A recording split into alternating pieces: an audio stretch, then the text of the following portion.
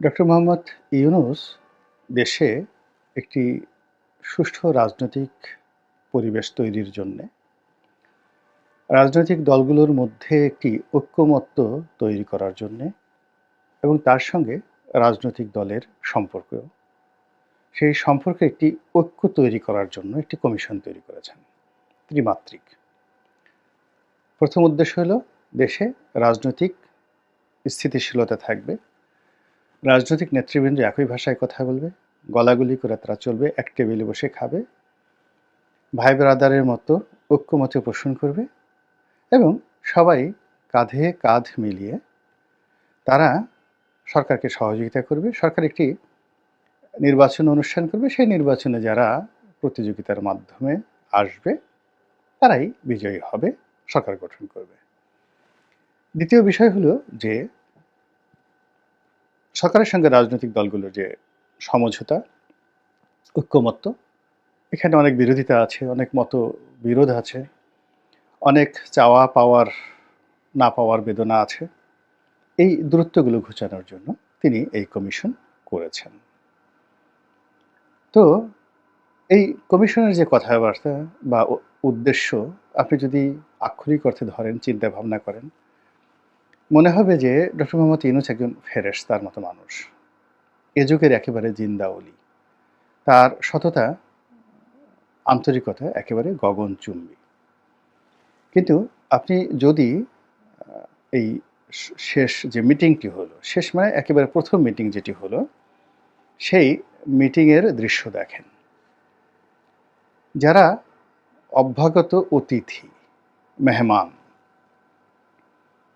তো অনুষ্ঠানটা শুরু হলো বৈষম্য দিয়ে, মানে মেহমানদেরকে যেখানে বসানো হলো আর যিনি আমন্ত্রণ জানিয়েছেন তিনি এবং তার যারা লোকজন রয়েছেন তাদেরকে একটা উঁচু মঞ্চ করে সেই মঞ্চের উপর তাদেরকে বসানো হলো।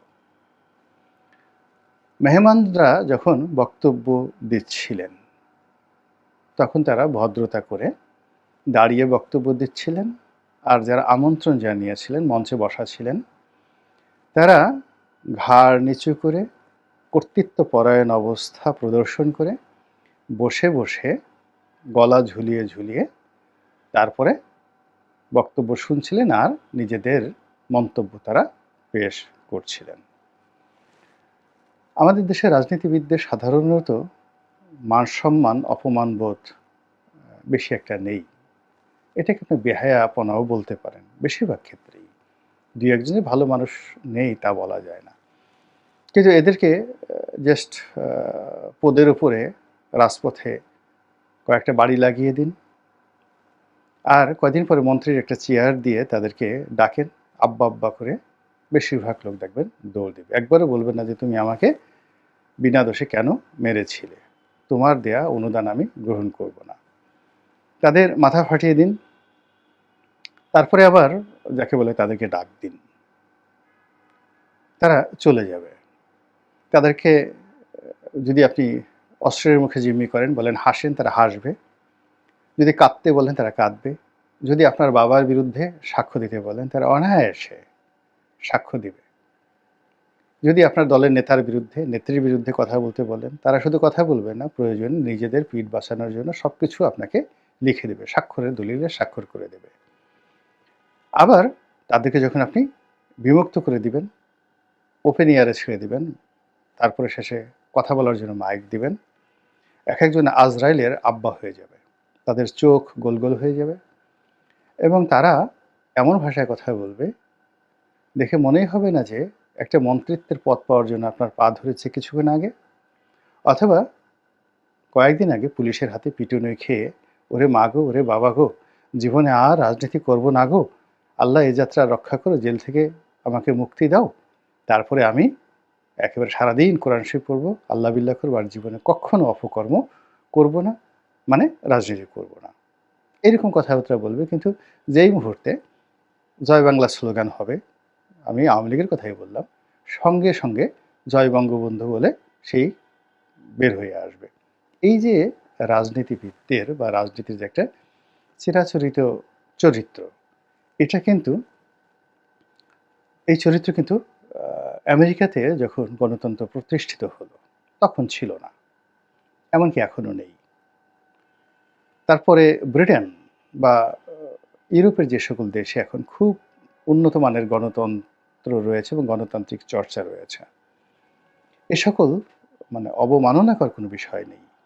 আপনি দেখুন তো এই আ ইউরোপীয় ইউনিয়ন থেকে বের হওয়ার যে সিদ্ধান্ত নিল ইংল্যান্ড, এই সিদ্ধান্তকে কেন্দ্র করে ডেভিড ক্যামেরুনের সরকারের পতন হলো, বরিস জনসনের সরকারের পতন হলো, মের সরকারের পতন হলো। তারপরে আরও একজন ভদ্রমহিলা আসলেন, ট্রস-কান, তার সরকারের পতন হলো। এরপরে আ যেটা আসলেন ঋষি সুনাক, তারও পতন হলো এবং তারা কথায়, কথায় পদত্যাগ করে ফেলল এবং কোনো রকম তাদের আফসোস নেই এবং ওই লোকগুলো একবারও সেই সরকার পতনের পর তারা যে প্রধানমন্ত্রী ছিল এগুলো নিয়ে তাদের কোনো রকম আক্ষেপ নাই, হাপিত্যেশ নাই বা আবার প্রধানমন্ত্রী হওয়ার জন্য দৌড়াদৌড়ি নেই। এটা হলো সভ্যতা। কিন্তু আমাদের মূল ব্যাপার হলো এক পা কবরে আর এক পা বাইরে। তারপরে শেষে ভাত ঠিকমতো খাইতে পারি না, পেট ঠিকমতো থাকে না, প্যাম্পার্স পরে ঘুরতে হয়। কখন পেট দিয়ে গ্যাস বের হয়ে যায়, পশ্চাৎ দেশ দিয়ে সেই গ্যাসের গন্ধে চারিদিকের যারা লোকজন তারা অস্থির হয়ে যায় যে সে কি যাকে বলা হয় প্যাম্পার্স নষ্ট করে ফেললো নাকি শুধু বায়ু ত্যাগ করলো। এগুলো নিয়ে যখন চিন্তা ভাবনা করে তখনও সেই লোক আরও ১০০ বছর ক্ষমতায় থাকার চিন্তা ভাবনা করে। এরকম বিশ্রী অভ্যাস এই বাংলায় সম্ভব বলেই রাজনীতিবিদদেরকে নিয়ে যখন যেভাবে পেরেছে তারা খেলেছে, এদেরকে দৌড়ের উপর রেখেছে, এদেরকে ব্যবহার করেছে সেই আইয়ুব খান, ইয়াহিয়া খান থেকে শুরু করে ভুট্টো, টিক্কা আরও সবাই অনেকে।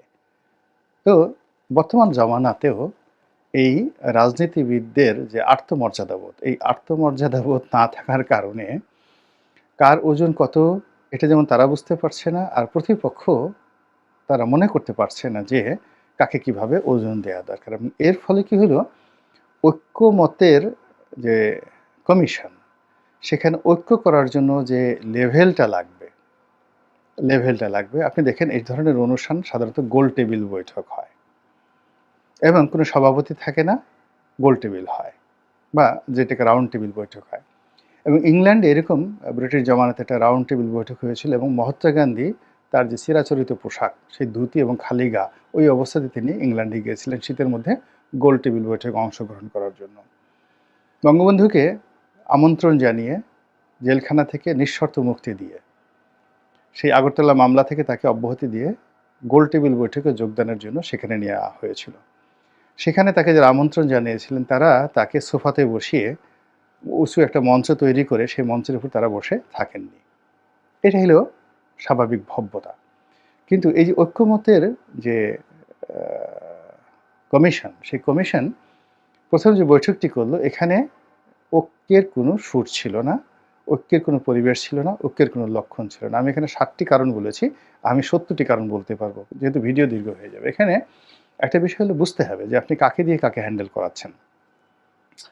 যারা আগামীতে মন্ত্রী হবেন, বড় মন্ত্রী হবেন, এমনকি ওদের মধ্য থেকে প্রধানমন্ত্রী হতে পারেন, এনিবডি।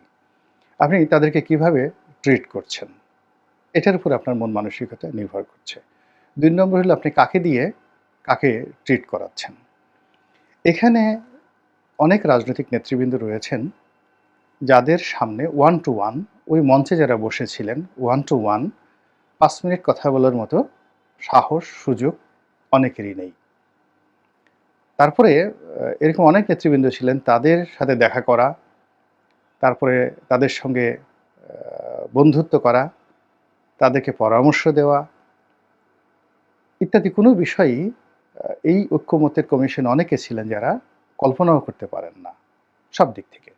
কিন্তু দেখা গেল যে এরকম একটা অনুষ্ঠানে ডেকে নিয়ে এই রাজনীতিবিদদের একেবারে রীতিমতো বেইজ্জতি করে দেয়া হলো। এই গেল এক।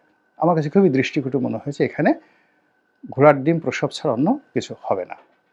দ্বিতীয় যে সমস্যাটি, সেই সমস্যাটি হলো যে এখানে অনেক ছোট, ছোট দলকে দেখলাম যারা বিভিন্ন সময় ভাড়া খাটে। ভাড়াটি হিসেবে তাদের বেশ কুখ্যাতি রয়েছে। কখনো ডিজিএফআইয়ের টাকা নিয়ে হাসিনা আমলে খেটেছে, কখনো এরশাদের আমলে খেটেছে, কখনো বিএনপি জমানায় খেটেছে, কখনো আওয়ামী লীগ জমানাতে খেটেছে। রাজনৈতিক প্রস্টিটিউট বললেও এদেরকে আসলে খুব সম্মানিত করা হয়।